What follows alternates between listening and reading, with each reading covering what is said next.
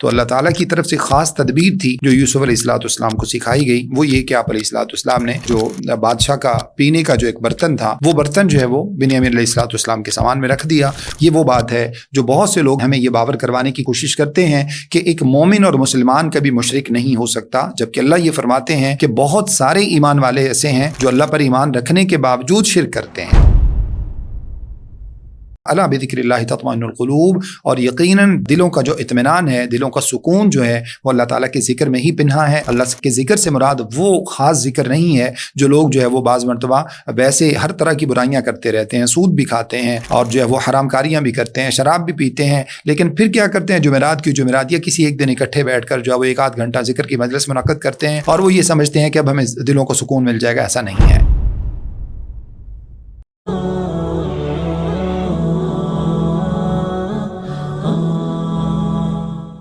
اعوذ باللہ من الشیطان الرجیم، بسم اللہ الرحمن الرحیم، الحمد للہ رب العالمین، والصلاة والسلام علی سید المرسلین وعلی آلہ وصحبہ اجمعین ومن تبعہم بإحسان الی یوم الدین۔ رمضان المبارک میں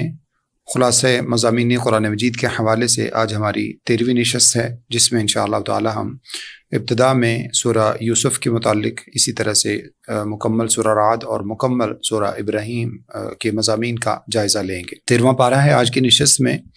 ابتدا میں گزشتہ سے پیوستہ سورہ یوسف کا ہی مضمون ہے جو اللہ رب العزت نے بیان کیا ہے۔ یوسف علیہ السلام سے متعلق ارشاد فرمایا کہ وہ یوسف علیہ السلام کہتے ہیں وما ابرئ نفسی ان النفس لامارۃ بالسوء الا ما رحم ربی ان ربی غفور رحیم۔ میں اپنے نفس کو بری نہیں کرتا، یقیناً نفس تو برائی پر ابھارنے والا ہی ہے، سوائے اس کے جس کو اللہ رب العزت اپنی رحمت کے ساتھ بچا لے، یقیناً میرا رب بخشنے والا اور رحم فرمانے والا ہے۔ مراد اس سے یہ ہے کہ شیطان کے بہکاوے سے بچنا یہ انسان کے بس کی بات نہیں ہے، انسان کی بساط نہیں ہے۔ اللہ رب العزت جس کو چاہیں اسی کو ہی شیطان کے بہکاوے سے بچا سکتے ہیں، جیسا کہ اللہ رب العزت نے یہاں یوسف علیہ السلام پر اپنا خاص رحم فرمایا۔ لہٰذا نیکی کرنے کی توفیق ہو یا گناہ سے بچنے کی توفیق ہو، یہ سب اللہ رب العزت ہی کی حکم سے ہوتی ہے۔ لہٰذا انسان کو ہمیشہ اپنے آپ کو اللہ تعالیٰ کے حکم کا پابند بنانا چاہیے۔ اس کے بعد اللہ رب العزت نے یہ مضمون بیان فرمایا، آیت نمبر 55 ہے سورہ یوسف کی، ارشاد فرمایا قال اجعلنی علی خزائن الارض انی حفیظ علیم۔ یوسف علیہ السلام نے اپنے آپ کو پیش کیا کہ آپ مجھے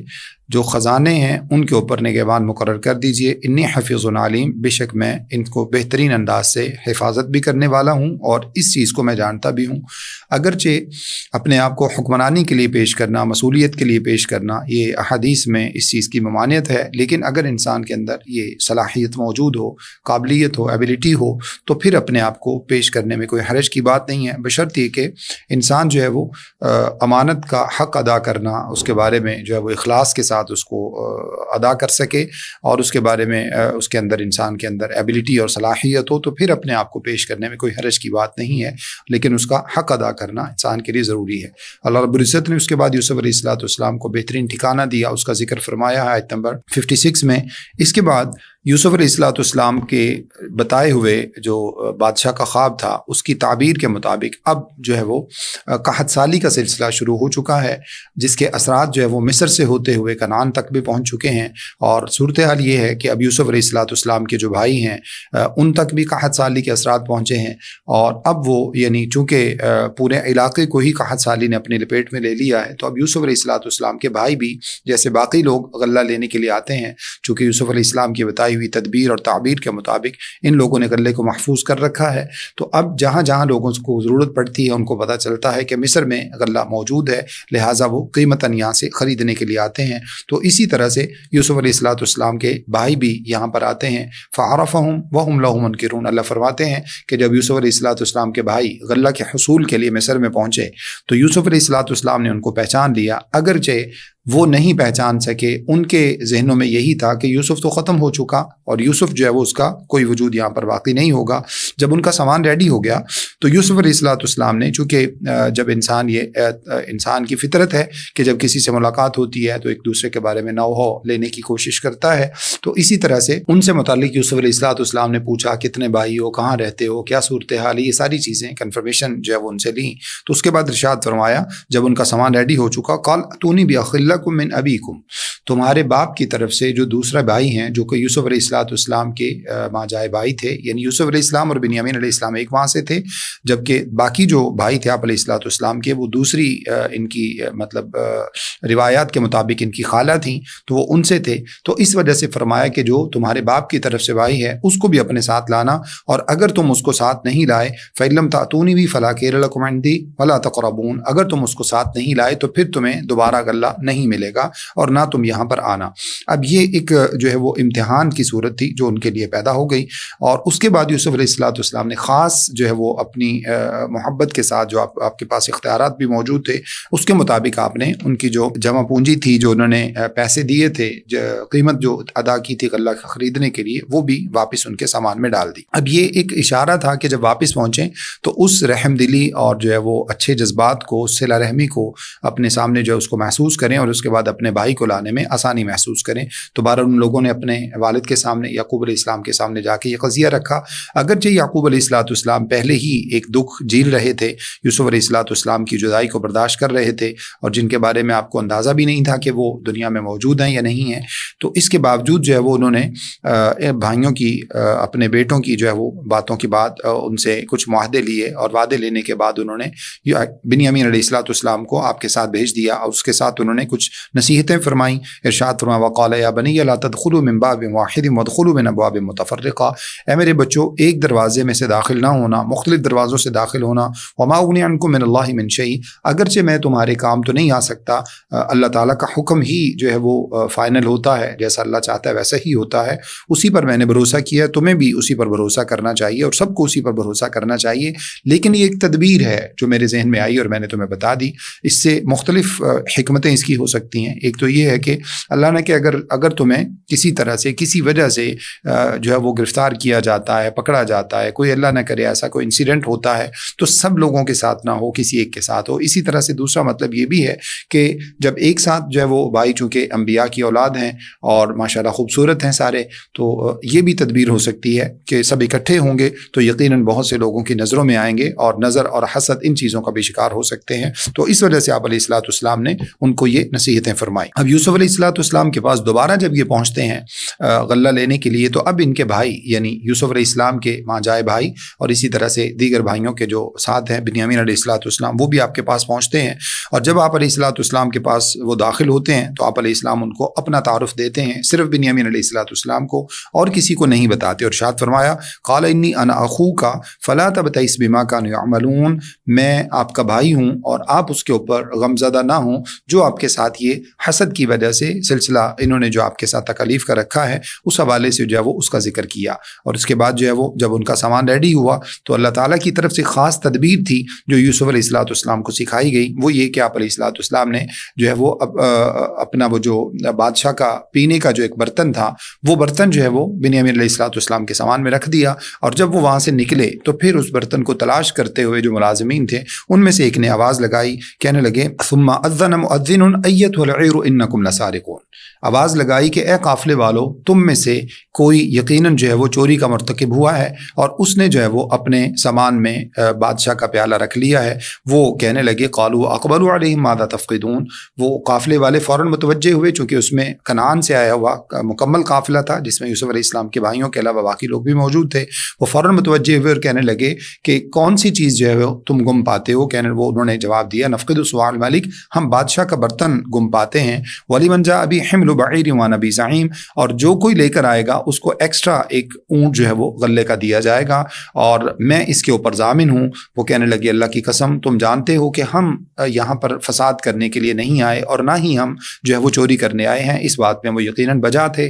سچے تھے، کیونکہ ان کا اس معاملے میں کوئی بھی قصور نہیں تھا، یہ اللہ تعالیٰ کی طرف سے یوسف علیہ السلام کو ایک تدبیر سکھائی گئی تھی۔ بہرحال یہ جو ہے وہ معاملات، ان کی کنورزیشن آپس میں رہی، اور اس کے بعد جو ہے وہ نتیجہ یہ نکلا کہ بھائیوں کے دیگر لوگوں کا سامان چیک کرتے کرتے بھائیوں کا سامان چیک کیا، اس کے بعد بنیامین علیہ السلام کے سامان سے وہ برتن جو ہے اس کو برآمد کر لیا گیا۔ اب جیسے ہی وہ برتن برآمد ہوا تو انسان کی فطرت ہے کہ فوری طور پہ جو ہے وہ انسان فوراً اپنے آپ کو بچانے کے لیے، اپنی صفائی پیش کرنے کے لیے، باقی بھائیوں نے بھی اسی طرح سے کیا، کہنے لگے ہاں اس کے بھائی بھی اسی طرح سے چوری کی تھی جیسے اس نے چوری کی، الیاذ باللہ من ذالک۔ یوسف علیہ السلام نے اس بات کو سمجھ لیا، فَأَسَرَّ يُوسُفُ فِي نَفْسِهِ وَلَمْ يُبْدِهَا لَهُمْ، اس کو سمجھ لیا، پہچان لیا، لیکن ان کے سامنے اس بات کا اظہار نہیں نہیں کیا کہ یہ کیا کہہ رہے ہیں، بلکہ فرمایا کہ انتم شر مکانا، یہ بات ان کے سامنے نہیں کہی، اپنے دل میں یہ سوچا کہ تم نے ہی یوسف کے ساتھ بھی زیادتی کی تھی اور آج تم ہی جو ہے وہ اس کے بارے میں بھی اس طرح کی اسٹیٹمنٹ دے رہے ہو، اور اللہ رب العزت زیادہ بہتر جانتے ہیں تم کیا کہہ رہے ہو۔ تو اللہ رب العزت نے یہاں پر یہ ارشاد فرمایا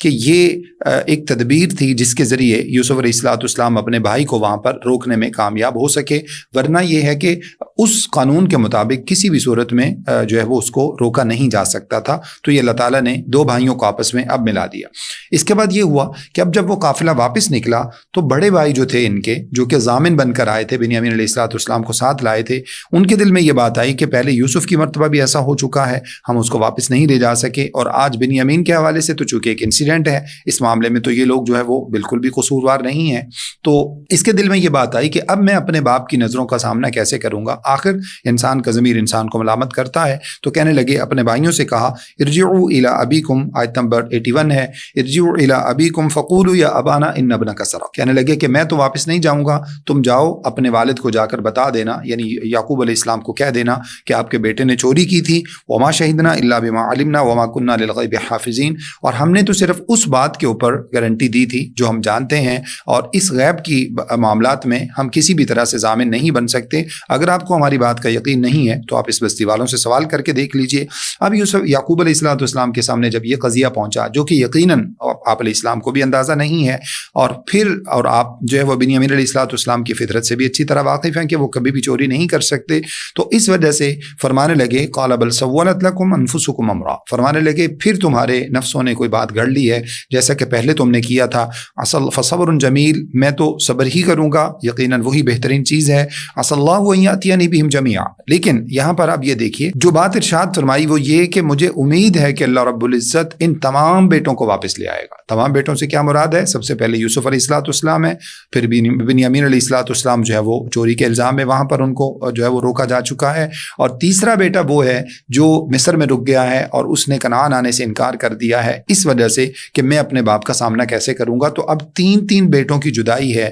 جن کے بارے میں معلوم نہیں ہے، لیکن اللہ تعالیٰ کے بارے میں اندازہ اگر جو ہمیں لگانے کی ضرورت ہے وہ یہ کہ کہاں کتنا عرصہ ہو چکا ہے یوسف علیہ السلام اپنے بچپن میں جو ہے وہ کھو چکے ہیں، لیکن آج بھی یعقوب علیہ السلام نے امید کا دامن نہیں چھوڑا۔ جیسے اللہ رب العزت ارشاد فرماتے ہیں، لا تقنطوا من رحمت اللہ، اللہ کی رحمت سے مایوس نہ ہونا، اور یہاں پر اپنے یعقوب علیہ السلام نے بھی اپنے بیٹوں سے کہا کہ جاؤ اپنے بھائیوں کو جا کر تلاش کرو، یا بنی یذهبوا فتحسسوا من یوسف واخیہ ولا تیأسوا من روح اللہ انہ لا ییأس من روح اللہ الا القوم الکافرون، اے میرے بچوں جاؤ اپنے بھائیوں کو تلاش کرو، اور بلکہ کیا کیا، یوسف علیہ السلام کا نام لیا اور ان کے بھائی کا نام لیا، یعنی آج بھی امید ہے، اور ساتھ میں یہ بات ارشاد فرمائی اللہ کی رحمت سے مایوس نہ ہونا۔ اللہ کی رحمت سے مایوس تو صرف کافر ہی ہوا کرتے ہیں جن کا اللہ تعالیٰ کے ساتھ کوئی تعلق نہیں ہوتا۔ ایک مومن جس کا رب موجود ہے، جو اللہ تعالیٰ کے اوپر یقین اور ایمان رکھتا ہے، اس کی زندگی میں مایوسی کی کوئی جگہ نہیں ہے۔ اللہ رب العزت ہمیں بھی اپنی رحمت کے بارے میں اسی طرح سے پر امید رہنے کی توفیق عطا فرمائے۔ تو آپ علیہ السلام نے اپنے بیٹوں سے کہا جاؤ اور جا کر یوسف علیہ السلام کو تلاش کرو۔ اب تیسری مرتبہ پھر یہ اپنے جو ہے وہ غلہ کے حصول کے لیے یوسف علیہ السلام کے پاس پہنچتے ہیں، اور جا کر اب بڑی عجیب سی صورتحال اور بڑی جذباتی اور ایموشنل کیفیت پیدا ہوتی ہے۔ جا کر ارشاد فرماتے ہیں، جا کر جو ہے وہ یہ بھائی عرض کرتے ہیں، قالوا یا ایھا العزیز مسنا واہلنا الضر وجئنا ببضاعۃ مزجاۃ فاوف لنا الکیل وتصدق علینا، اے عزیز مصر، ہمارے فیملی کو، ہمارے گھر والوں کو بڑی ہی تکلیف نے جو ہے وہ چھو لیا ہے، یعنی ایک تو تکلیف قحط سالی کی ہے، غلہ کی کمی کی ہے، اور اس کے ساتھ جو ہے وہ دوسری جو تکلیف ہے وہ یہ ہے کہ ہمارے 3 بھائی جو اگرچہ کسی معاملے میں ان کا بھی قصور تھا یوسف علیہ السلام کے حوالے سے، لیکن بھائی ہونے کے ناطے سے آخر تکلیف کا سامنا تو ان کو بھی تھا، دوسرا بھائی بھی جو ہے وہ غائب ہو چکا ہے، تیسرا بھائی جو ہے وہ اس نے جانے سے انکار کر دیا تھا، اس کا بھی پتہ نہیں ہے کہ اب وہ کہاں ہے۔ تو اب یہ بڑی ہی عجیب سی اور جذباتی کیفیت کے ساتھ جو ہے وہ وہاں پر پہنچے اور جا کر کہنے لگے وجئنا ببضاعۃ مزجاۃ فاوف لنا الکیل وتصدق علینا، ہم بہت ہی تھوڑی سی جو ہے وہ پونجی لے کر آئے ہیں، اور اللہ تعالیٰ نے آپ لوگوں کو نوازا ہے، لہٰذا ہم پر صدقہ کیجئے اور ہمارے ساتھ احسان کا پہلو جو اس کو سامنے رکھیے۔ ان اللہ یجزی المتصدقین، یقیناً اللہ رب العزت صدقہ کرنے والوں کو پسند فرماتے ہیں۔ اب جو ہے وہ یوسف علیہ السلام سے بھی یہ جذباتی مناظر دیکھنے کے بعد رہا نہیں گیا، تو آپ علیہ السلام نے فرمایا قال هل علمتم ما فعلتم بیوسف واخیہ اذ انتم جاہلون، بتاؤ کیا تم جانتے ہو کہ یوسف کے ساتھ اور اس کے بھائی کے ساتھ تم کیا کرتے تھے جب تم نادان تھے؟ اب یہ بھائی جانتے تھے کہ اس قضیہ کا یوسف کے ساتھ جو سلسلہ ہوا تھا، یوسف علیہ الصلوۃ والسلام کے سوا اور ہمارے سوا یا پھر اللہ رب العزت ہے، ان تینوں کے سوا اس بات کا کسی کو بھی علم نہیں ہے کہ یوسف کے ساتھ کیا ہوا تھا۔ لہٰذا جیسے ہی انہوں نے سنا کہ یوسف علیہ الصلوۃ والسلام یہ کہہ رہے ہیں، یعنی ان کو بھی اندازہ نہیں تھا کہ یوسف ہیں، تو جب انہوں نے سنا کہ تم نے یوسف کے ساتھ کیا کیا تھا تو فوراً پہچان لیا کہ اس بات کا علم یا تو یوسف کو تھا یا ہمیں ہے یا اللہ رب العزت کو ہے، لہٰذا ہو نہ ہو یہ ہستی جو ہے وہ یوسف ہی ہو سکتی ہے۔ تو فوراً کہنے لگے قالوا انک لانت یوسف، کیا تم یوسف ہو؟ کہا قال انا یوسف وہذا اخی، فرمایا ہاں میں یقیناً یوسف ہی ہوں اور یہ میرے بھائی ہیں بنیامین علیہ الصلوۃ والسلام۔ قد من اللہ علینا، اللہ رب العزت نے ہم پر بڑا احسان کیا ہے۔ انہ من یتقی ویصبر فإن اللہ لا یضیع اجر المحسنین، اور جو اللہ رب العزت سے ڈرتا ہے، صبر کرتا ہے، تو اللہ رب العزت کبھی بھی نیکوکاروں کے اجر کو ضائع نہیں فرماتے۔ اب اس کے بعد جو ہے وہ بھائیوں نے معذرت پیش کی، اور معذرت پیش کرنے کے ساتھ ہی یوسف علیہ الصلوۃ والسلام نے فرمایا، بڑے تاریخی الفاظ کہے جو لا تثریب علیکم اليوم، فرمانے لگے آج کے دن تم پر کوئی ملامت نہیں، تم سے کوئی شکوہ نہیں، یغفر اللہ لکم وہو ارحم الراحمین، اللہ تمہیں بخش دے اور وہ یقیناً بڑا ہی رحم فرمانے والا ہے۔ یہی الفاظ ہیں جو رسول اللہ صلی اللہ علیہ وسلم نے اہل مکہ، مشرکین مکہ نے جب آپ صلی اللہ علیہ وسلم پر مظالم کی انتہا کر دی اور آپ صلی اللہ علیہ وسلم کو مجبوراً مکہ چھوڑنا پڑا، پھر چھوڑنے کے بعد آپ صلی اللہ علیہ وسلم نے تقریباً 10 سال جو ہے وہ 8 سال مدینہ میں گزارے۔ اس دوران بہت سی جنگیں ہوئیں، بہت سے معاملات ہوئے، کفار نے ہر طرح کی تکلیفیں پہنچانے کی کوشش کی، بے شمار مظالم تھے جو نبی صلی اللہ علیہ وسلم کی ذات کو انہوں نے نقصان پہنچایا، آپ علیہ السلام کے خاندان کو نقصان پہنچایا۔ یہ سب کچھ ہونے کے باوجود اللہ رب العزت نے جب 8 ہجری میں مکہ فتح کروا دیا تو اب یہ سارے کے سارے لوگ جو آپ صلی اللہ علیہ وسلم پر ظلم کرتے تھے وہ سارے مجرموں کی صورت میں آپ کے سامنے کھڑے تھے، اور اللہ کے رسول صلی اللہ علیہ وسلم نے جب ان سے پوچھا کہ بتاؤ تم کیا امید رکھتے ہو، تو کہنے لگے ہمیں ایک کریم ذات سے کرم کی ہی امید ہے۔ تو اللہ کے رسول صلی اللہ علیہ وسلم نے ارشاد فرمایا کہ آج میں وہی کہتا ہوں جو میرے بھائی یوسف علیہ الصلوۃ والسلام نے کہا تھا، لا تثریب علیکم اليوم، جاؤ آج کے دن تم پر کوئی ملامت نہیں، یغفر اللہ لکم، اللہ تمہیں بخش دے، وہو ارحم الراحمین، اور وہ یقیناً سب رحم کرنے والوں میں سے زیادہ رحم کرنے والا ہے۔ اس کے بعد یوسف علیہ الصلوۃ والسلام نے اپنی قمیص جو ہے وہ بھیجی وہاں سے، فرمایا کہ جاؤ یہ لے جا کر میرے باپ کو دے دینا، اور اللہ رب العزت جو ہے وہ اس کے ذریعے ان کی بینائی کو واپس لے آئے گا۔ اس سے جو بات سمجھ میں آنے والی ہے وہ یہ کہ انبیاء کے تبرکات اگر وہ حقیقت میں انبیاء کے تبرکات ہوں تو ان کے اندر اللہ رب العزت کی طرف سے یقیناً برکت ہوتی ہے، نبی صلی اللہ علیہ وسلم کی چیزوں میں بھی برکت ہے۔ لیکن آج کے دن میں بہت سارے لوگوں نے نبی صلی اللہ علیہ وسلم کے بالوں کے حوالے سے، آپ کی قمیص مبارک کے حوالے سے، آپ کی پگڑی کے حوالے سے، عصا کے حوالے سے، بہت ساری چیزیں ایسی لوگوں نے جو ہے وہ فیک بنا رکھی ہیں جن کی کوئی حقیقت نہیں ہے۔ آج کے دن کوئی ایسی چیز کا بظاہر موجود ہونا ممکن نہیں ہے۔ ہاں اس بات میں کوئی شک و شبہ نہیں کہ اگر واقعتاً نبی صلی اللہ علیہ وسلم کی کوئی چیز، آپ کے جسم کا کوئی جو ہے وہ بال یا کوئی آپ کے جو ہے وہ جسم کے ساتھ لگا ہوا کوئی کپڑا اگر آج کے دن بھی موجود ہو تو اس کے بابرکت ہونے میں کوئی شک و شبہ نہیں ہے۔ جیسے رسول اللہ صلی اللہ علیہ وسلم نے اپنی قمیض مبارک جو ہے وہ عبداللہ بن ابی کے لیے بھی جو ہے وہ عطا کر دی تھی، چونکہ آپ علیہ الصلوۃ والسلام کی یہ ساری چیزیں جو ہوتی ہیں انبیاء کی وہ باعث برکت ہوتی ہیں۔ تو اب اللہ رب العزت نے یعقوب علیہ الصلوۃ والسلام کی بینائی واپس لوٹا دی، اور اس کے بعد جو ہے وہ یوسف علیہ الصلوۃ والسلام نے فرمایا تھا کہ اپنے والدین کو لے کر اور پوری فیملی کو لے کر یہاں پر ہمارے پاس مصر میں آ جانا، کیونکہ 61 سالی بھی ہے، اور یقیناً اب اللہ رب العزت نے یوسف علیہ السلام کو ایک مقام عطا فرمایا ہے۔ وہ سارے کے سارے اب اپنے والد کے پاس واپس آئے، اور جو ہے وہ جیسے ہی آپ کے پاس خوشخبری دینے والا پہنچا اور انہوں نے اس قمیض کو آپ علیہ الصلوۃ والسلام کی آنکھوں پر ڈالا تو فرتد بصیرہ، آپ کی بینائی واپس لوٹ آئی، اور اس کے بعد ارشاد فرمایا الم اقل لکم انی اعلم من اللہ ما لا تعلمون، کیا میں نے تمہیں یہ بات نہیں کہی تھی کہ جو اللہ کے بارے میں جانتا ہوں وہ تم نہیں جانتے؟ پھر وہ سارے کے سارے بیٹے کہنے لگے قالوا یا ابانا استغفر لنا ذنوبنا انا كنا خاطئین، اے ابا جان ہمارے لیے بخشش کی دعا کیجیے، یقیناً ہم سے ہی کوتاہی ہوئی ہے۔ بہترین لوگوں کا یہی طریقہ ہوتا ہے کہ جب کبھی ان سے کوتاہی ہو جاتی ہے تو وہ فوراً، جیسے صحیح حدیث میں اللہ کے نبی صلی اللہ علیہ وسلم نے ارشاد فرمایا کل بنی آدم خطاؤن وخیر الخطائین التوابون، آدم علیہ السلام کی ساری اولاد جو ہے وہ خطا کی پتلی ہے، ان سے خطا ہو جاتی ہے، غلطیاں ان سے سرزد ہو جاتی ہیں، لیکن بہترین غلطیاں کرنے والے وہ ہیں،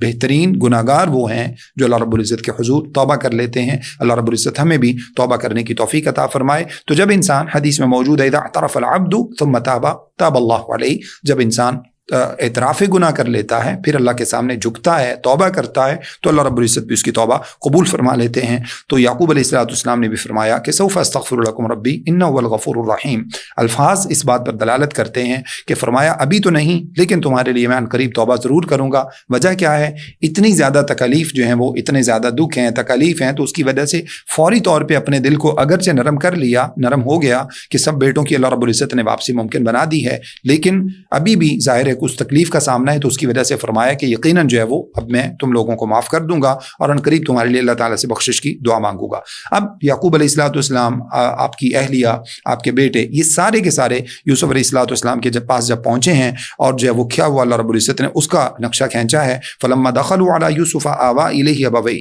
جب یہ دوبارہ یوسف علیہ السلام کے پاس پہنچے تو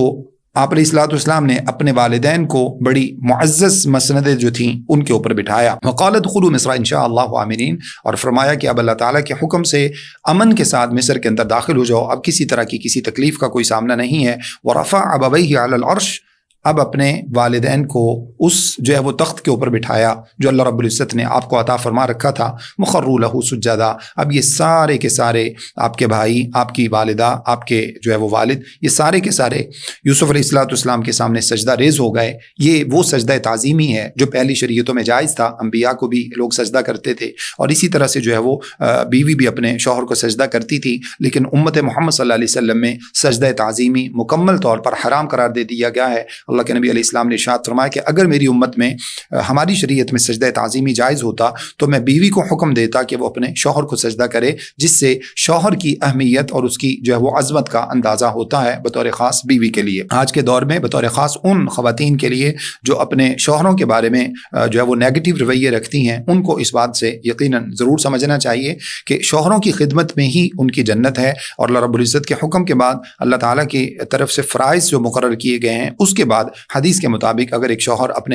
ایک عورت جو ہے وہ اپنے شوہر کی فرمانبرداری کرتی ہے تو آپ نے فرمایا کہ جنت کے 8 دروازوں میں سے جس سے چاہے داخل ہو جائے۔ تو تمام بھائیوں نے سجدہ کیا، اور اس کے بعد یوسف علیہ السلام نے ارشاد فرمایا یا ابتی ھذا تعبیر رؤیایا من قبل، اے ابا جان یہ ہے وہ میرا خواب جو اللہ رب العزت نے بچپن میں مجھے دکھایا تھا۔ قد جعلها ربی حقا، اللہ رب العزت نے اس کو سچا کر دکھایا۔ وقد احسن بی اذ اخرجنی من السجن، اور اللہ رب العزت نے میرے ساتھ احسان فرمایا جب اس نے مجھے جیل سے نکالا۔ وجاء بکم من البدو، اور آپ لوگوں کو ایک دیہات سے اللہ رب العزت نے جو ہے وہ یہاں تک پہنچایا۔ ومن بعد ان نزغ الشیطان بینی وبین اخوتی، اور اس بات کا تذکرہ نہیں کیا جو یوسف علیہ السلام کے ساتھ بچپن میں بھائیوں نے کیا تھا، بلکہ اس کو شیطان کی طرف منسوب کر دیا۔ یہ بڑے ہی جو ہے وہ کرم کی بات ہے، یہ بڑے کمال کے فیصلے ہیں، بڑی جو ہے وہ سمجھ لیجئے کہ بڑے جرت مندانہ اور بڑے دل کی بات ہے جو یوسف علیہ السلام نے یہاں پر فرمائی ہے۔ اس کو فوراً شیطان کی طرف منسوب کر کے ارشاد فرمایا ومن بعد ان نزغ الشیطان بینی وبین اخوتی، اور اس کے بعد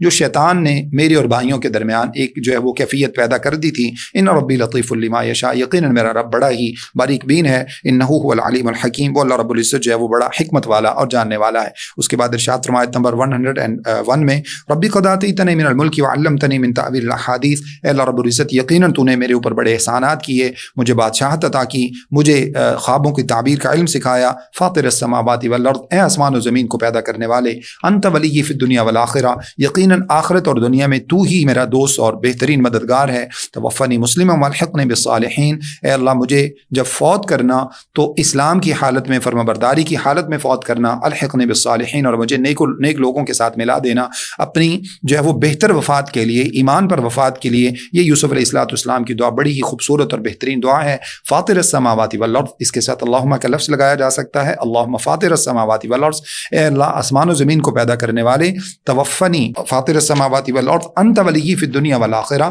تو ہی میرا دنیا اور آخرت میں بہترین دوست ہے۔ توفنی مسلما والحقنی بالصالحین، مجھے اسلام کی حالت میں فوت کرنا، فرمانبرداری کی حالت میں اور نیک لوگوں کے ساتھ ملا دینا۔ اس کے بعد اللہ رب العزت نے جو ہے وہ اپنی دیگر نشانیوں کا تذکرہ کیا ہے، فرمایا کہ اب یہ جو لوگ ہیں، خاص طور پر جن قرآن کے مخاطب ہیں، مشرکین مکہ ہیں، یا اس کے بعد دیگر قوموں کے لوگ ہیں، ارشاد فرما وکأی من آیۃ فی السماوات والارض یمرون علیہا وہم عنہا معرضون، کتنی ہی نشانیاں ہیں جن کے پاس سے یہ لوگ گزرتے ہیں لیکن اس کے باوجود ان سے اعراض کر جاتے ہیں، ان سے سبق حاصل نہیں کرتے۔ اور اس کے بعد جو اللہ نے بات ارشاد فرمائی ہے وہ آج بطور خاص ہمارے معاشرے کے لیے بڑی سمجھنے والی ہے۔ وما یؤمن اکثرهم باللہ الا وهم مشرکون، اور اللہ فرماتے ہیں کہ بہت سے ایسے مومن ہیں جو ایمان تو لاتے ہیں لیکن اس کے باوجود وہ اللہ تعالیٰ کے ساتھ شرک کرتے ہیں۔ یہ وہ بات ہے جو بہت سے لوگ ہمیں یہ باور کروانے کی کوشش کرتے ہیں کہ ایک مومن اور مسلمان کبھی مشرک نہیں ہو سکتا، جبکہ اللہ یہ فرماتے ہیں کہ بہت سارے ایمان والے ایسے ہیں جو اللہ پر ایمان رکھنے کے باوجود شرک کرتے ہیں۔ مسئلہ کیا ہے؟ اللہ تعالیٰ کی توحید ربوبیت کا جہاں تک تعلق ہے 20ویں پارے کے شروع میں موجود ہے، 18ویں پارے میں موجود ہے، اسی طرح سے اس کے علاوہ بے شمار پاروں کے اندر اللہ رب العزت نے بات ارشاد فرمائی ہے۔ اللہ کی توحید ربوبیت کے تقریباً جو ہے وہ تمام کے تمام لوگ قائل ہیں۔ مسئلہ پیدا ہوتا ہے توحید الوہیت کے اقرار کا۔ جب اللہ تعالیٰ کی عبادت کرنے کی باری آتی ہے، اللہ کو رب تو سب مانتے ہیں، اس کو مالک مانتے ہیں، اس کو خالق مانتے ہیں، لیکن جب باری آتی ہے اللہ رب العزت کی توحید الوہیت کی، یعنی معبود اس کے سوا کوئی نہیں ہے، عبادت اس کے سوا کسی کی نہیں کی جا سکتی، نظر اس کے سوا کسی کے سامنے نہیں پیش کی جا سکتی، چڑھاوے اس کے سوا کسی کے لیے نہیں پیش کیے جا سکتے، تبرکات صرف اسی کے ہو سکتے ہیں، تو ایسے میں پھر کیا ہوتا ہے؟ لوگ شرک کرنے لگتے ہیں، جیسے قبروں کے پجاری، مزاروں کے پجاری، بتوں کے پجاری، یہ سارے کے سارے لوگ اللہ کو مانتے ہیں، اللہ تعالیٰ کی توحید ربوبیت کا اقرار کرتے ہیں، لیکن توحید الوہیت میں شرک کرتے ہیں، جس کی وجہ سے وہ کبھی بیٹے میں دینے میں جو ہے وہ ان لوگوں کو مالک سمجھتے ہیں، کبھی بیٹیاں دینے میں ان کو مالک سمجھتے ہیں، کبھی بارش برسانے میں ان کو مالک سمجھتے ہیں، کبھی قسمتیں بدلنے میں، کبھی تقدیر بدلنے میں، کبھی نوازنے میں، تو اس وجہ سے وہ ان کی نظریں پیش کرتے ہیں، ان کے سامنے جا کر مختلف طرح کی عبادات کرتے ہیں، مختلف قسم کے ان کے سامنے جو ہے وہ ایسے معاملات کرتے ہیں جو اللہ رب العزت کے ساتھ خاص ہیں۔ تو اس وجہ سے ہمیں اس بات سے بطور خاص بہت جو ہے وہ الرٹ رہنا چاہیے، جیسے صحیح حدیث میں آپ نے فرمایا کہ شرک جو ہوتا ہے وہ اتنا باریک ہوتا ہے جیسے کسی پہاڑ کے اوپر جو ہے وہ کوئی چونٹی چڑھ رہی ہو، تو فرمایا اس سے بھی باریک جو ہے وہ شرک ہو سکتا ہے۔ تو اس وجہ سے انسان کو بطور خاص شرک سے بہت زیادہ بچنے کی کوشش کرنا چاہیے۔ اس کے بعد اللہ رب العزت نے ارشاد فرمایا کہ وما ارسلنا من قبلک الا رجالا نوحی الیہم من اہل القری، ہم نے جتنے بھی انبیاء دنیا کے اندر بھیجے ہیں، دو صفات اللہ نے ان کی بیان فرمائی ہیں۔ ایک تو وہ سارے کے سارے آدمی تھے، من قبلک الا رجالا، جو ان کی جمع ہوتی ہے رجالا، جس کا معنی وہ سارے کے سارے آدمی تھے۔ اس سے یہ بات ثابت ہوتی ہے کہ اللہ رب العزت نے کسی بھی عورت کو نبی بنا کر نہیں بھیجا، نہ مریم علیہ السلام کو، نہ خدیجہ رضی اللہ تعالی عنہ کو، نہ فاطمہ رضی اللہ تعالی عنہ کو، نہ ہی جو ہے وہ اس کے علاوہ دیگر جو انبیاء گزری ہیں، سارہ علیہ السلام ہے، حاجرہ علیہ السلام ہے، حوا علیہ السلام ہے، ان خواتین کا یقیناً بہت زیادہ مقام ہے اسلام کے اندر، اللہ رب العزت کے یہاں ان کی بہت زیادہ اہمیت ہے۔ اس سب کے باوجود اللہ رب العزت نے ان میں سے کسی ایک کو بھی نبیہ نہیں بنایا، نبی اللہ رب العزت نے ہمیشہ مردوں کو ہی بنایا ہے۔ دوسری بات اللہ نے فرمائی کہ اللہ رب العزت نے ہمیشہ انبیاء کا انتخاب شہروں سے کیا ہے، دیہاتوں سے نہیں کیا۔ اس کی ایک خاص وجہ ہے، بہت سی حکمتیں ہیں جو مفسرین نے بیان کی ہیں۔ خاص حکمت اس کی یہ ہے کہ شہروں کے اندر چونکہ یہ تہذیبوں کا گڑھ ہوتے ہیں، یہ بہت سی تہذیبیں یہاں پر موجود ہوتی ہیں، بہت سے لوگوں کا آنا جانا ہوتا ہے، اور لامحدود جو ہے وہ یہاں پر زندگی ہوتی ہے، جس کی وجہ سے شہری زندگی کے اندر نرمی زیادہ ہوتی ہے، اخلاق زیادہ بہتر ہوتا ہے، لوگوں کی طبیعتوں کے اندر نرمی ہوتی ہے۔ جیسے اعرابیوں کے بارے میں حدیث میں موجود ہے کہ ایک مرتبہ اعرابی آئے اور آ کر نبی صلی اللہ علیہ وسلم سے کہنے لگے اتقبلون صبیانکم، کیا تم اپنے بچوں کو بوسے دیتے ہو؟ تو اللہ کے نبی علیہ السلام نے ارشاد فرمایا یقیناً ہم اپنے بچوں کو بوسہ دیتے ہیں۔ تو کہنے لگے ہم تو ایسا نہیں کرتے۔ تو اللہ کے نبی علیہ السلام نے ارشاد فرمایا کہ اگر اللہ رب العزت نے تمہارے دلوں سے رحم اٹھا لیا ہے تو پھر ہم کیا کر سکتے ہیں؟ یعنی اس قدر سختی بعض مرتبہ ان کے اندر ہوتی ہے کہ وہ اپنے بچوں تک کو پیار کرنے کو تیار نہیں ہوتے۔ تو یہ اللہ رب العزت نے یہاں پر جو ہے وہ بیان فرمایا ہے۔ اس کے بعد اس قصہ کے بعد اللہ رب العزت فرماتے ہیں یوسف علیہ السلام کے لقد کان فی قصصہم عبرۃ لأولی الالباب،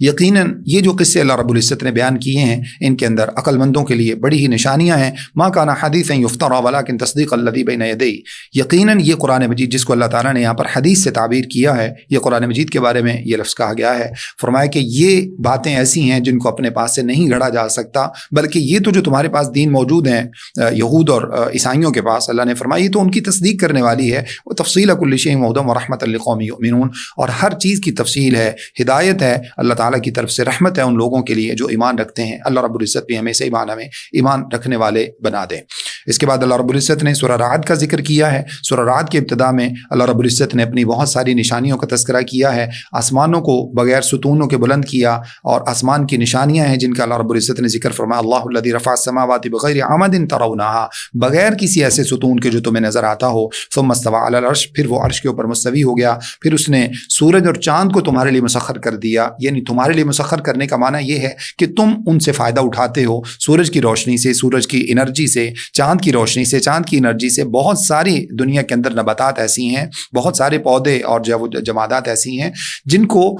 سورج سے انرجی ملتی ہے، چاند سے انرجی ملتی ہے، پھلوں کے اندر چاند کی وجہ سے رس آتا ہے۔ یہ اللہ تعالیٰ کی حکمتیں ہیں جس میں اللہ رب العزت نے فرمایا کہ اللہ نے سب کچھ تمہارے لیے مسخر کر دیا ہے، کل یجری لاجل مسمى، ہر چیز جو ہے وہ اپنے وقت مقررہ کے مطابق چل رہی ہے۔ پھر اس کے بعد ارشاد فرمایا وہ الذی مد الارض وجعل فیہا رواسیا وانہارا، جس اللہ رب العزت نے تمہارے لیے زمین کو بچھا دیا، اس کے اندر بہت سی اپنی نعمتیں رکھی ہیں، پہاڑوں کو اس کے اندر گاڑ دیا، نہری نظام اس کے اندر بنا دیا، بہت سارے پھل اللہ رب العزت نے پیدا کیے ہیں، فیہا زوجین اثنین، جن کو اللہ رب العزت نے جوڑے جوڑے بنا کر پیدا کیا۔ پھلوں کے اندر بھی نرمادہ ہوتے ہیں، درختوں کے اندر نرمادہ ہوتے ہیں، اس کا ذکر کیا۔ یغشی اللیل النہار، رات جو ہے وہ کس طرح سے دن کو ڈھانپ لیتی ہے، کس طرح سے پھر دن آتا ہے اور رات کو چھپا دیتا ہے، اس سب کے اندر اللہ تعالیٰ کی نشانیاں ہیں۔ پھر فرمایا وَفِي الْأَرْضِ قِطَعٌ مُتَجَاوِرَاتٌ، اور زمین کے اندر ملے ہوئے ٹکڑے ہیں جس میں اللہ تعالیٰ نے اپنے نشانیوں کا ذکر کیا۔ وَجَنَّاتٌ مِّنْ أَعْنَابٍ وَزَرْعٌ وَنَخِيلٌ صِنْوَانٌ وَغَيْرُ صِنْوَانٍ يُسْقَىٰ بِمَاءٍ وَاحِدٍ، اللہ فرماتے ہیں کہ ملے ہوئے ٹکڑوں کے ہونے کے باوجود ایک ہی طرح کی زمین ہے، اسی کے اندر انگور لگایا جاتا ہے تو اس کا ذائقہ اور ہوتا ہے، اسی کے اندر کھیتیاں لگائی جاتی ہیں تو ان کی افادیت اور ان کا ذائقہ اور ہوتا ہے۔ وَنَخِيلٌ، اور اسی طرح سے شاخوں والے جو ہے وہ کھجوروں کے درخت ہوتے ہیں، بغیر شاخوں کے کچھ درخت ہوتے ہیں، ان سب کی ان کے ذائقے میں جو ہے وہ فرق ہے، ان کے شکلوں میں فرق ہے، ان کی افادیت میں فرق ہے، ان کی تاثیر میں فرق ہے۔ یسقیٰ بماء واحد، حالانکہ ان سب کو ایک ہی طرح کا پانی دیا جاتا ہے، ایک ہی زمین کے اندر جو وہ کسان ہر طرح کی یہ ساری نباتات اور پودے لگا دیتا ہے، لیکن اس سب کے باوجود طرح طرح کی چیزیں پیدا کرنا، تربوز ہے اللہ رب العزت نے پیدا کیا، خربوزہ ہے، انار ہے، اس کے علاوہ بے شمار اللہ رب العزت کی نعمتیں ہیں۔ اللہ فرماتے ہیں وَنُفَضِّلُ بَعْضَهَا عَلَى بَعْضٍ فِي الْأُكُلِ، ہم پھلوں میں سے بھی بعضوں کو بعضوں کے اوپر ہم نے درجات دے رکھے ہیں، کچھ چیزیں انسان کو زیادہ پسند ہوتی ہیں، کچھ ذرا کم پسند ہوتی ہیں، اس میں بھی اللہ رب العزت کی نشانیاں ہیں۔ اللہ فرماتے ہیں اگر تمہیں یہ بات عجیب لگتی ہے تو لوگوں کا یہ کہنا اس سے زیادہ عجیب ہے کیا کہ اذا كنا ترابا انا لفی خلق جدید، کیا جب ہم مٹی میں مٹی ہو جائیں گے تو پھر ہم جو ہے وہ دوبارہ میں زندہ کیا جائے گا۔ اللہ فرماتے ہیں کہ تمہیں اگر ان نعمتوں پر تعجب ہوتا ہے تو اس بات پر زیادہ تعجب ہونا چاہیے، یعنی اللہ کی نعمتوں کو دیکھنے کے باوجود بعد یہ تو سوال ہی پیدا نہیں ہوتا کہ انسان اللہ رب العزت کے انسان کو پیدا کرنے اور دوبارہ اٹھانے کے بارے میں انسان کسی شک و شبہ میں مبتلا ہو۔ تو اللہ نے فرمایا کہ ان کا یہ کہنا یہ تو کہیں زیادہ تعجب کی بات ہے کہ وہ یہ سمجھتے ہیں کہ اللہ رب العزت ہمیں دوبارہ زندہ نہیں کر سکیں گے۔ اس کے بعد اللہ رب العزت نے جو ہے وہ اسی صورت میں بطور خاص جو ہے وہ ان لوگوں کے بارے میں ذکر کیا ہے۔ آیت نمبر 11 میں اللہ رب العزت ارشاد فرماتے ہیں ان اللہ لا یغیر ما بقوم حتی یغیروا ما بانفسہم، جو قوم اپنے آپ کو خود بدلنے کو تیار نہیں ہوتی اللہ رب العزت بھی اس قوم کی حالت کو نہیں بدلتے۔ اللہ رب العزت یعنی انسان کو پہلے کوشش کرنا پڑتی ہے، جب انسان کوشش کرتا ہے تو پھر اللہ رب العزت اس کے لیے وسائل پیدا کرتے ہیں۔ جیسے صحیح حدیث میں آپ صلی اللہ علیہ وسلم نے ارشاد فرمایا کچھ لوگ ہاتھ پہ ہاتھ دھر کے بیٹھ جاتے ہیں اور اس کو توکل سمجھتے ہیں۔ آپ نے فرمایا سب سے پہلے اپنے اونٹ کو باندھو، پھر اس کے بعد اللہ رب العزت کی ذات پہ بھروسہ کرو، تو اپنے آپ کو خود نہ بدلنا، اللہ کی فرمانبرداری میں نہ لگانا۔ اللہ رب العزت کی جو ہے وہ جیسا کہ آج کل ہم بے شمار مسلمان جو ہیں وہ اسی طرح کی پالیسی کا شکار ہیں کہ ہم کیا کرتے ہیں، عمل سے فارغ ہوا مسلمان، خبر نہیں کیا نام ہے اس کا، خدا فریبی یا خود فریبی، خبر نہیں کیا نام ہے اس کا، خدا فریبی یا خود فریبی، عمل سے فارغ ہوا مسلمان بنا کے تقدیر کا بہانہ۔ ہر چیز میں انسان جو ہے وہ اپنے آپ کو اللہ تعالیٰ کے ساتھ ریلیٹ کر دیتا ہے۔ اچھا جی اللہ نے چاہا تو نماز پڑھ لیں گے، اللہ نے چاہا تو داڑھی رکھ لیں گے، اللہ نے چاہا تو مسلمان بن جائیں گے، اللہ نے چاہا تو نیک بن جائیں گے، اللہ نے چاہا تو ہم جو ہے وہ حلال بزنس کر لیں گے، لا حول ولا قوت الا باللہ۔ اللہ نے تو چاہا ہی ہے کہ آپ سارے کے سارے نیک کام کریں، ہم نہیں چاہتے، اس وجہ سے ہمیں خود اپنے آپ کو بدلنا ہوگا۔ خود نہیں بدلیں گے، اسی طرح کی زندگی گزار کے چلے جائیں گے، پھر اللہ رب العزت سے امید رکھنا کہ پھر اللہ رب العزت جو ہے وہ یہ یقین ہمیں رکھنا قیامت والے دن کہ پھر بھی اللہ رب العزت ہمیں قیامت والے دن ہمارے ساتھ جو ہے وہ بڑا ہی حسن سلوک فرمائیں گے اور ہمیں بخش دیں گے۔ یقیناً یہ عبث ہے، اگرچہ اللہ تعالیٰ کے ساتھ نا امیدی نہیں کی جا سکتی، لیکن کم از کم ایسے امور ضرور انسان کو سر انجام دینے چاہیے جو اللہ رب العزت کو راضی کرنے والے ہوں۔ پھر اللہ رب العزت سورت کے نام کے حوالے سے فرماتے ہیں وَيُسَبِّحُ الرَّعْدُ بِحَمْدِهِ وَالْمَلَائِكَةُ مِنْ خِيفَتِهِ، گرج چمک جو اس کے اندر ہوتی ہے بارش کے اندر، اللہ فرماتے ہیں وہ بھی اللہ رب العزت کی حقیقت میں تسبیح بیان کر رہی ہوتی ہے۔ یہ اس کی تسبیح کا ایک انداز ہے کہ بارشوں کے اندر جو ہے وہ ایک دم سے کڑک پیدا ہوتی ہے، آوازیں پیدا ہوتی ہیں، اللہ فرماتے ہیں وہ اللہ رب العزت کی تسبیح بیان کرتی ہے۔ ہاں اس کی وجہ سے کبھی کچھ لوگوں کو آزمائش کا بھی سامنا کرنا پڑ جاتا ہے، اسی طرح سے اللہ کے فرشتے بھی اللہ رب العزت کی تسبیح بیان فرماتے ہیں۔ پھر اللہ رب العزت نے جو ہے وہ مشرک کی مثال بیان فرمائی ہے۔ اللہ فرماتے ہیں والذین یدعون من دونہ لا يستجيبون لهم بشيء الا كباسط كفيه الى الماء ليبلغ فاه وما هو ببالغ. مشرکوں کی مثال جو اللہ تعالیٰ کے سوا دوسروں کو پکارتے ہیں ایسے ہی ہے جیسے ایک بندہ کنویں سے دور کھڑا ہو کر پانی کی طرف ہاتھ کرے، پانی پینے کے لیے جو ہے وہ اپنے منہ کے ساتھ لگا کے بیٹھا رہے اور اس کے بعد جو ہے وہ پانی کو کہے کہ آ جاؤ بھی میں مجھے سیراب کر دو. تو اللہ رب العزت ارشاد فرماتے ہیں کہ یہ جن کو اللہ کے سوا پکارتے ہیں ان کے پاس کوئی طاقت نہیں ہے، پانی کو اللہ نے یہ طاقت نہیں دی ہے کہ وہ آ کر اس کے منہ میں چلا جائے، اس کو خود آگے بڑھنا ہوگا. تو اس وجہ سے وہاں اس کو جانا چاہیے جہاں پر یہ طاقت موجود ہے، اور وہ طاقت اللہ رب العزت کی ذات کے پاس ہے، اس کے سوا کسی کے پاس نہیں ہے. اللہ فرماتے ہیں وما دعاء الکافرین الا فی ضلال، کافروں کی جو دعائیں ہیں یہ ساری کی ساری صرف گمراہی میں ہیں، ان کی پکار ہر طرح کی گمراہی کے اندر ہے. پھر اللہ فرماتے ہیں اللہ تعالیٰ کے لیے آسمان و زمین کے اندر جو بھی چیز موجود ہے وہ اللہ تعالیٰ کو سجدہ کر رہی ہے طوعا و کرہن، وہ چاہے یا نہ چاہے. وظلالہم بالغدو والآصال، اور ان کے سائے بھی صبح و شام اللہ رب العزت کو سجدہ کرتے ہیں. چاہے نہ چاہے کا معنی کیا ہے؟ ایک کافر جو اللہ تعالیٰ کے اوپر ایمان نہیں رکھتا، اللہ کی بھیجی ہوئی شریعت کو نہیں مانتا. اس کے بعد اللہ رب العزت آیت نمبر 15 میں ارشاد فرماتے ہیں دنیا جہان کی تمام چیزیں اللہ رب العزت کو سجدہ کرتی ہیں طوعا و کرہن، وہ پسند کرتے ہوں یا نہ پسند کرتے ہوں. وظلالہم بالغدو والآصال، اسی طرح سے ان کے سائے بھی صبح و شام اللہ رب العزت کے سامنے جھکتے ہیں. اس کا معنی یہ ہے کہ ایک کافر شخص جو کہ اللہ رب العزت پر ایمان نہیں رکھتا، اللہ رب العزت کی بھیجی ہوئی شریعت کو نہیں مانتا، اس کے باوجود وہ اللہ رب العزت کے امور تکوینی کے ہاتھوں مجبور ہے. وہ اپنے آپ کو بیمار ہونے سے نہیں روک سکتا، اللہ رب العزت کا یہاں پر اس کو مجبوراً فرما برداری کرنا پڑتی ہے. وہ اپنے آپ کو مرنے سے نہیں روک سکتا، اللہ کی فرما برداری کرنا پڑتی ہے.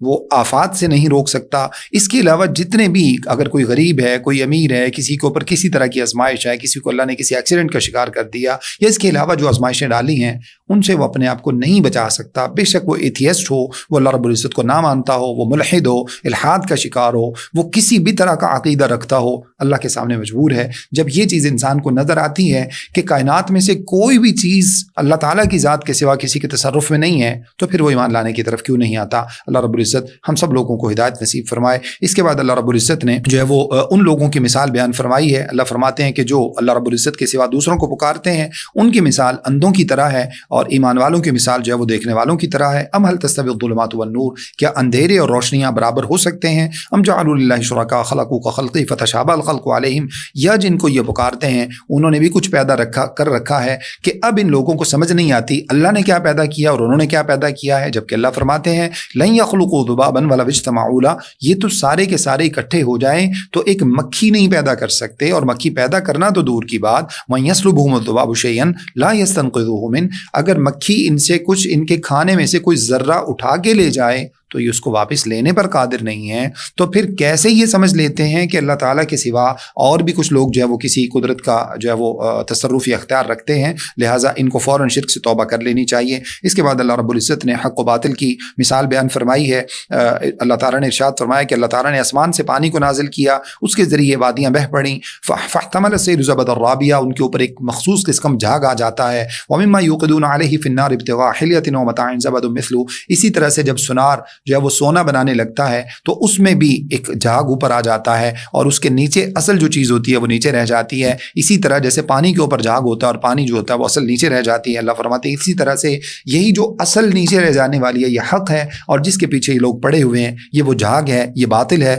کذالک یضرب اللہ الحق والباطل، اللہ فرماتے ہیں فاما الزبد فیذهب جفاء، یہ جو جھاگ ہے یہ تو کچرا ہو کر ناکارہ ہو کر چلا جائے گا، اور جو لوگوں کو فائدہ دینے والی چیز ہے وہ نیچے رہ جاتی ہے. کذالک یضرب اللہ الامثال، اسی طرح سے اللہ رب العزت مثالیں بیان فرماتے ہیں. اس کے بعد اگلے رکوع میں، رکوع نمبر 4 ہے اس سورت کا، اور پارے کا رکوع نمبر 9 ہے، اللہ رب العزت نے صلہ رحمی کرنے کے حوالے سے اور اسی طرح سے قطع رحمی کرنے کے حوالے سے اس کی اہمیت کو واضح کیا ہے. اللہ فرماتے ہیں والذین یوفون بعہد اللہ ولا ینقضون المیثاق، جو لوگ اللہ کے وعدوں کو پورا کرتے ہیں اور وعدوں کو نہیں توڑتے. والذین یصلون ما امر اللہ بان یوصل ویخشون ربهم ویخافون سوء الحساب، اور وہ جو اللہ تعالیٰ نے ملانے کا حکم دیا اس کو ملاتے ہیں. گویا کہ اللہ رب العزت نے صلہ رحمی کرنے کا حکم دیا ہے، اور صلہ رحمی سے متعلق حدیث میں موجود ہے کہ اللہ کے نبی علیہ الصلوۃ والسلام نے ارشاد فرمایا کہ صلہ رحمی اللہ رب العزت کے سامنے کھڑی ہو گئی، اور اس نے کہا کہ اے اللہ رب العزت میرے بارے میں کیا حکم ہے؟ تو اللہ رب العزت نے ارشاد فرمایا کہ کیا تو اس بات پر خوش نہیں ہے کہ تجھے میں نے اپنے نام سے پیدا کیا؟ اور اس کے بعد ارشاد فرمایا کہ جو تجھے ملائے گا وہ مجھے ملائے گا، جو تجھے کاٹے گا وہ مجھے کاٹ دے گا۔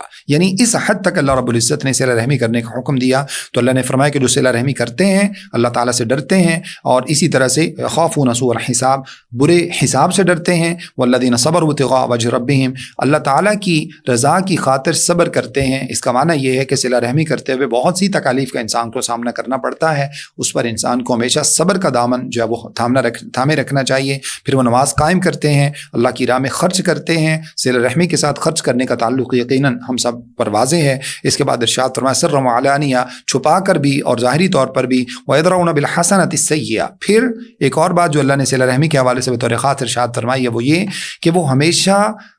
برائی کا بدلہ اچھائی کے ساتھ دیتے ہیں۔ یعنی ان کو اگر برے رویے کا سامنا کرنا پڑتا ہے تو وہ اس کے سامنے برا رویہ نہیں واپس لوٹاتے، بلکہ برائی کا بدلہ اچھائی سے دیتے ہیں۔ صحیح حدیث میں آپ نے فرمایا کہ صلہ رحمی کا مطلب یہ ہے کہ تم برائی کا بدلہ اچھائی سے دو، اور اگر وہ برا کرے تم برا کرو، وہ اچھا کرے تم اچھا کرو۔ فرمایا یہ تو عدلے کا بدلہ ہے، یہ تو صلہ رحمی نہیں ہے۔ تو اللہ فرماتے ہیں اولئک لہم عقبی الدار، اللہ نے ان کے لیے آخرت کا گھر تیار کر رکھا ہے، اللہ نے ان کے لیے جنتیں تیار کر رکھی ہیں، نہ صرف ان کے لیے، ومن صلح من آبائہم وازواجہم وذریاتہم، ان کی بیویوں میں سے، ان کے آباء و اجداد میں سے، ان کی اولادوں میں سے